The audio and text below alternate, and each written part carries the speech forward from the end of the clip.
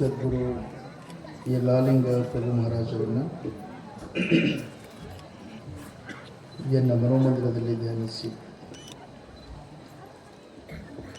ಸಕಲ ಜೀವಾತ್ಮರಿಗೆ ಸನ್ನಿವಹಿಸಿದ ಎನ್ನ ಆರಾಧ್ಯ ಗುರುಗಳಾಗಿರುವಂಥ ಲಿಂಗೈಕ್ಯ ಷಡಕ್ಷರಿ ಶಿವಯೋಗಿ ಸಿದ್ದರಾಮೇಶ್ವರಪ್ಪಗಳ ಪವಿತ್ರವಾಗಿರುವಂತಹ ಪದ್ಮಪಾದಕ್ಕೆ ಭಕ್ತಿಯ ಪ್ರಣಾಮಗಳನ್ನು ಸಮರ್ಪಿಸಿ ಇಂದು ಸುಕ್ಷೇತ್ರ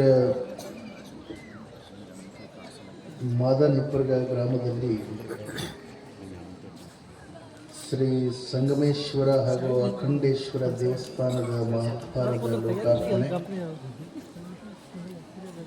ಕಳಸಾರೋಹಣ, ಅಕ್ಕಮಹಾದೇವಿ ನಂದಿ ಮೂರ್ತಿಯ ಪ್ರಾಣ ಪ್ರತಿಷ್ಠಾಪನೆಯ ನಿಮಿತ್ತವಾಗಿ ಹಮ್ಮಿಕೊಂಡಿರುವಂಥ ಬಸವ ಮಹಾಪುರಾಣದ ಈ ಭವ್ಯ ವೇದಿಕೆ ಮೇಲೆ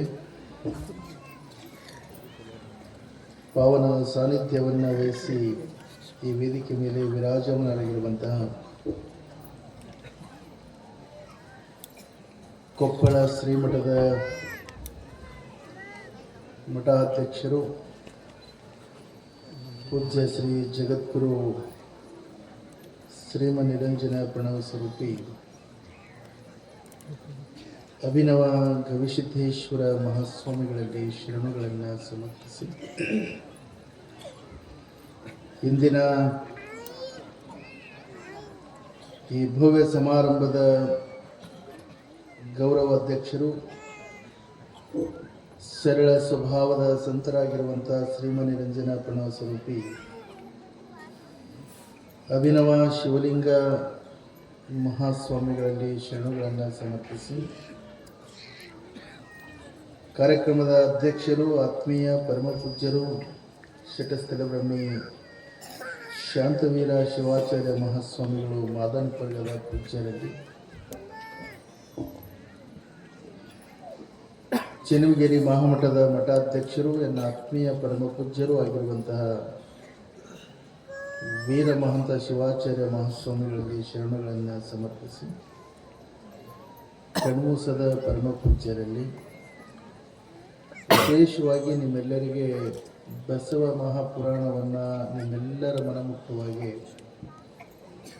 ಹೇಳುತ್ತಿರುವಂಥ ಆತ್ಮೀಯ ಪರಮಪೂಜ್ಯರು, ಹಿರಿಯರು, ಅನುಭಾವಿಗಳು ಆಗಿರುವಂತಹ ಉಪ್ಪಿನ ಬೆಟಗೇರಿಯ ಪರಮಪೂಜ್ಯರಲ್ಲಿ, ವೇದಿಕೆ ಮೇಲೆ ಉಪಸ್ಥಿತರಿರುವಂಥ ಎಲ್ಲ ಪರಮಪೂಜ್ಯರಲ್ಲಿ, ಭಕ್ತಿ ಸಂಗೀತ ಸೇವೆ ನೀಡಿರುವಂಥ ಕಲಾವಿದರಲ್ಲಿ, ಈ ದೇವಸ್ಥಾನದ ಎಲ್ಲ ಕಮಿಟಿಯ ಸರ್ವ ಸದಸ್ಯರಲ್ಲಿ, ಸಾವಿರ ಸಂಖ್ಯೆಯಲ್ಲಿ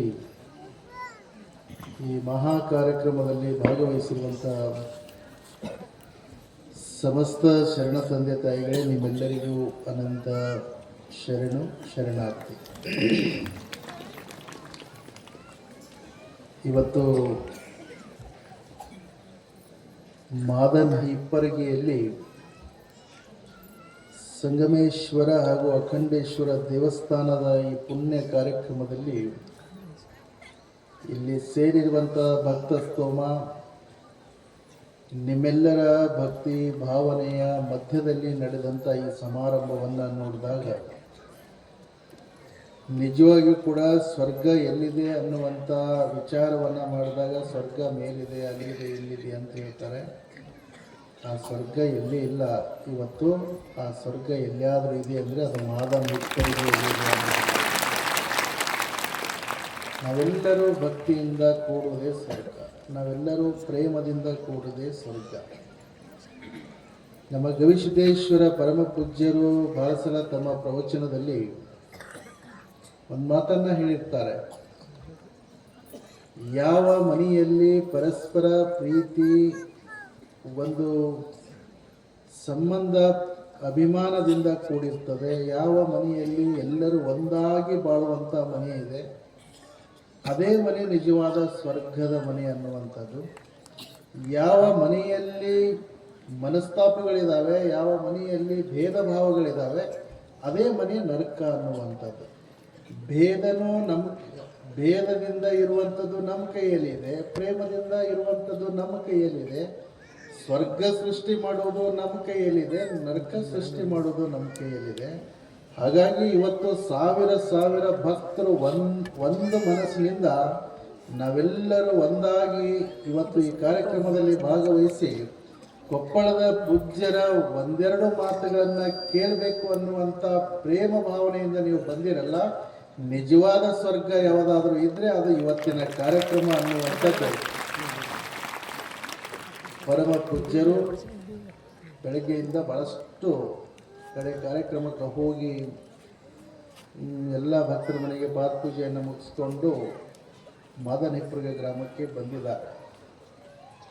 ಅವರ ಮಾದನಹಿಪ್ಪರಗಿ ಗ್ರಾಮದ ಮೇಲೆ ಇಟ್ಟಿರುವಂಥ ಆ ಪ್ರೀತಿ ಅಭಿಮಾನ ಎಷ್ಟು ಅಪಾರವಾಗಿರುವಂಥದ್ದಿದೆ ಅಂದರೆ, ನಮ್ಮ ಮಾದನಹಿಪ್ಪರಗದ ಪೂಜ್ಯರು ಶಿವಲಿಂಗ ಮಹಾಸ್ವಾಮಿಗಳು ಹೇಳಿರುವಂಥ ಮಾತು, ಎಲ್ಲ ಮನೆಗೆ ಹೋದರೂ ಕೂಡ ನಾನು ಹಿಪ್ಪರಿಗಿಗೆ ಹೋಗಬೇಕು ಅನ್ನುವಂಥ ಮಾತನ್ನು ಹೇಳಿ ಅಲ್ಲಿಂದ ಗುರುಗಳು ನಿರ್ಗಮಿಸಿರುವಂಥದ್ದು ನೋಡಿದಾಗ ನನಗೆ ಬಹಳ ಖುಷಿ ಆಯಿತು.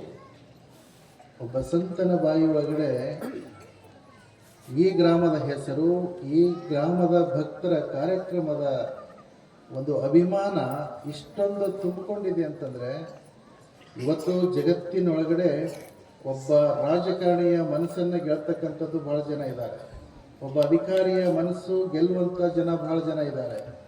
ಆದರೆ ಒಬ್ಬ ಮಹಾತ್ಮನ ಮನಸ್ಸು ಗೆಲ್ಲೋದೈತಲ್ಲ, ಅದು ಎಷ್ಟೋ ಜನ್ಮ ತಪಸ್ಸು ಮಾಡಿದರೂ ಸಿಗಲಾರ್ದಂಥ ಪುಣ್ಯ ಒಬ್ಬ ಮಹಾತ್ಮನ ಮನಸ್ಸು ಗೆದ್ದಿರುವಂಥದ್ರಲ್ಲಿ ಸಿಗುತ್ತದೆ ಅನ್ನುವಂಥ ಮಾತನ್ನು ಹೇಳಬೇಕಾಗ್ತದೆ. ಹಾಗಾಗಿ ಇವತ್ತು ಕೊಪ್ಪಳದ ಪರಮ ಪೂಜ್ಯರು ಈ ಗ್ರಾಮದ ಮೇಲೆ ವಿಶೇಷವಾದಂಥ ಅಭಿಮಾನವನ್ನು ಇಟ್ಕೊಂಡಿರುವಂಥ ಜಗದ್ಗುರುಗಳು ಇವತ್ತು ಈ ಕಾರ್ಯಕ್ರಮಕ್ಕೆ ಬಂದಿರತಕ್ಕಂಥದ್ದು ನಮ್ಮೆಲ್ಲರಿಗೂ ಭಾಳಷ್ಟು ಸಂತೋಷವನ್ನು ತಂದಿರುವಂಥದ್ದು. ಯಾಕೆಂದರೆ ಆಳಂದ ತಾಲೂಕಿನೊಳಗಡೆ ಇಂಥ ಆಧ್ಯಾತ್ಮಿಕ ಕಾರ್ಯಕ್ರಮ ಎಲ್ಲಿ ಆಗ್ತವೆ? ಬರೇ ಒಂದು ದೇವಸ್ಥಾನದ ಜಾತ್ರೆ ಅಂತಂದರೆ ಬರೇ ಸಜ್ಜಕ ಅನ್ನಸಾರ ಮಾಡೋದು, ಒಂದಿಷ್ಟು ಪಲ್ಲಕ್ಕಿ ಉತ್ಸವ ಮಾಡೋದು, ಒಂದಿಷ್ಟು ಜೈಕಾರ ಹಾಕಿ ಪ್ರಸಾದ ಮಾಡ್ಕೊಂಡು ಹೋಗ್ತಕ್ಕಂಥದ್ದೇ ನಮ್ಮಲ್ಲಿ ಎಲ್ಲ ಗ್ರಾಮದಲ್ಲಿ ನಡೆಯುವಂಥ ಜಾತ್ರೆ.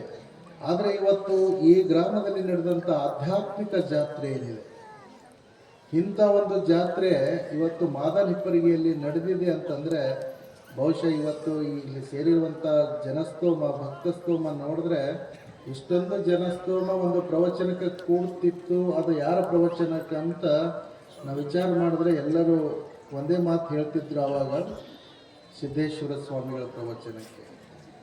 ಆದರೆ ಇವತ್ತು ಸಿದ್ದೇಶ್ವರ ಸ್ವಾಮಿಗಳು ಶಿವೈಕ್ಯರಾದ ನಂತರ ಸಿದ್ದೇಶ್ವರ ಸ್ವಾಮಿಗಳ ಒಂದು ಪ್ರವಚನ ರೂಪದಲ್ಲಿ ಇವತ್ತಿನ ದಿನಮಾನದ ಆಧುನಿಕ ಸ್ವಾಮಿ ವಿವೇಕಾನಂದರ ತತ್ವಗಳನ್ನು ಸಮಾಜಕ್ಕೆ ಸಮರ್ಪಣೆ ಮಾಡ್ತಕ್ಕಂಥ ಒಬ್ಬ ಶ್ರೇಷ್ಠ ಮಹಾತ್ಮರು ಯಾರಾದರೂ ಆದರೆ ಅದು ನಮ್ಮ ಗವಿಸಿದ್ದೇಶ್ವರ ಮಹಾಸ್ವಾಮಿಗಳು ಅನ್ನುವಂಥ ಮಾತನ್ನು ಅವರಷ್ಟೇ ಅಲ್ಲ, ಬರೀ ಮಾತು ಹೇಳ್ತಕ್ಕಂಥದ್ದು ಅಷ್ಟೇ ಅಲ್ಲ, ಅವರ ಸಮಾಜಮುಖಿಯಾದಂಥ ಕಾರ್ಯಗಳು ಸುಮಾರು 4,000 ಬಡ ವಿದ್ಯಾರ್ಥಿಗಳಿಗೆ ಉಚಿತವಾದಂಥ ಶಿಕ್ಷಣವನ್ನು ಕೊಡ್ತಕ್ಕಂಥ ಒಂದು ಶ್ರೇಷ್ಠ ಕಾರ್ಯ ಇವತ್ತು ಕೊಪ್ಪಳದಲ್ಲಿ ಆಗಿರ್ತಕ್ಕಂಥದ್ದು ನಾವೆಲ್ಲರೂ ನೋಡಿದ್ರೆ, ಸಿದ್ಧಗಂಗೆಯ ಸ್ವಾಮಿಗಳು 10,000 ಮಕ್ಕಳಿಗೆ ಉಚಿತವಾದಂಥ ವಸತಿ ವ್ಯವಸ್ಥೆಯನ್ನು ಕೊಟ್ಟಿದ್ದರು, ಸುತ್ತೂರು ಸ್ವಾಮಿಗಳು ಕೊಟ್ಟಿದ್ದರು.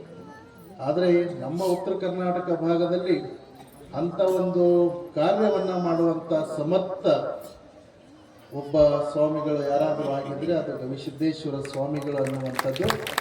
ಸಾವಿರಾರು ಮಕ್ಕಳ ಜೀವನವನ್ನು ಉಜ್ವಲಗೊಳಿಸ್ತಕ್ಕಂಥ ಶ್ರೇಷ್ಠ ಕಾರ್ಯವನ್ನು ಅವರು ಮಾಡ್ತಾ ಇದ್ದಾರೆ. ಹಾಗಾಗಿ ಅವರ ಒಂದು ಕಾರ್ಯವನ್ನು ನೋಡಿ ನಾವು ಕೂಡ ಈ ಭಾಗದಾಗ ಒಂದು ಸಣ್ಣ ಕಾರ್ಯವನ್ನು ಮಾಡಬೇಕು ಅಂಥೇಳಿ 1,000 ವಿದ್ಯಾರ್ಥಿಗಳಿಗೆ ಉಚಿತವಾದಂಥ ಶಿಕ್ಷಣ ಕೊಡ್ತಕ್ಕಂಥ ಕಾರ್ಯ ಜಿಡ್ಗಾ ಮಠದಲ್ಲಿ ಪ್ರಾರಂಭ ಆಗಿರುವಂಥದ್ದು. ಹಾಗಾಗಿ ನಾನು ಜಾಸ್ತಿ ಸಮಯ ಮಾತಾಡೋದಿಲ್ಲ, ಯಾಕೆಂದರೆ ಪೂಜ್ಯರು ಇನ್ನೂ ಭಾಳ 2-3 ಕಾರ್ಯಕ್ರಮಕ್ಕೆ ಹೋಗಬೇಕಾಗಿದೆ. ಇನ್ನೊಂದು ವಿಚಾರ ಹೇಳಬೇಕು ಅಂದರೆ, ಎಲ್ಲ ನಮ್ಮ ಹಿರಿಯರು ಪೂಜ್ಯರು ನನಗೆ ಹೇಳಿದರು 13ನೇ ತಾರೀಕು ಬರಬೇಕು. ನಾನು ಒಂದು ಭಾಳ ಮಹತ್ವದ ಕೆಲಸಕ್ಕಾಗಿ ಬೆಂಗಳೂರಿಗೆ ಹೋಗ್ತಕ್ಕಂಥ ಒಂದು ಪ್ರಸಂಗ ಬಂದಿರುವಂಥ ಕಾರಣಕ್ಕಾಗಿ ನಾನು ನಮ್ಮೆಲ್ಲ ಹಿರಿಯರಿಗೆ ಹೇಳಿದೆ, ಕೊಪ್ಪಳದವ್ರು ಬರ್ತಾರೆ, ಅವ್ರ ಜೊತೆಗೆ ನಾನು ಬಂದು ಹೋಗ್ತೀನಿ ಅಂತ ಹೇಳಿದ್ದೆ. ಇವತ್ತು ಅವ್ರ ಜೊತೆಗೆ ನಾನು ಬಂದಿದ್ದೇನೆ. ನೋಡೋಣ ನಿಮ್ಮೆಲ್ಲರ ಭಕ್ತಿ ಪ್ರೀತಿ. ಬೆಂಗಳೂರಿಗೆ ನಾನು ಬಹುಶಃ ಹೋಗ್ಬೋದು, ಹೋಗದೆ ಇರ್ಬೋದು. ಹೋದಂದ್ರೆ ಅಷ್ಟೇ ಬರಲಿಕ್ಕಾಗೋದಿಲ್ಲ. ಜಿಡ್ಗಾದಲ್ಲಿ ಇದ್ದಂದ್ರೆ 100ಕ್ಕೆ 100 ಮತ್ತೆ 13ನೇ ತಾರೀಕು ನಿಮ್ಮ ಕಾರ್ಯಕ್ರಮಕ್ಕೆ ಬಂದು ಹೋಗ್ತೀನಿ ಅನ್ನುವಂಥ ಮಾತನ್ನು ಈ ಸಂದರ್ಭದಲ್ಲಿ ಹೇಳಿ, ಇವತ್ತು ವಿಶೇಷವಾದಂಥ ಈ ಕಾರ್ಯವನ್ನು ನಮ್ಮೆಲ್ಲ ಗ್ರಾಮದ ಹಿರಿಯರು ಸೇರಿಕೊಂಡು, ಅಂದರೆ ಮಾಳಿ ಸಮಾಜದ ಜನ, ಅವರ ಬಗ್ಗೆ ಗುರುಗಳು ಹೇಳ್ತಾ ಇದ್ರು. ಇದರ ವಿಶೇಷತೆ, ಇದರ ವೈಶಿಷ್ಟ್ಯತೆ, ಅದರ ಬಗ್ಗೆ ನಾನು ಎಲ್ಲ ಮತ್ತೆ 13ನೇ ತಾರೀಕು ಬಂದಾಗ ಆಶೀರ್ವಚನ ನೀಡ್ತೇನೆ. ಈಗ ಗುರುಗಳು ಮಾತನಾಡಲಿ, ಅವರ ಮಾತುಗಳನ್ನು ನಾವು ನೀವೆಲ್ಲರೂ ಕೇಳೋಣ ಅನ್ನುವಂಥ ಮಾತನ್ನು ಹೇಳ್ತಾ, ಆಗಮಿಸಿರುವಂಥ ಶ್ರೀಮಠದ ಎಲ್ಲ ಸದ್ಭಕ್ತರಿಗೆ ಶುಭವಾಗಲಿ. ಸರ್ವೇ ಜನ ಸುಖಿನೋ.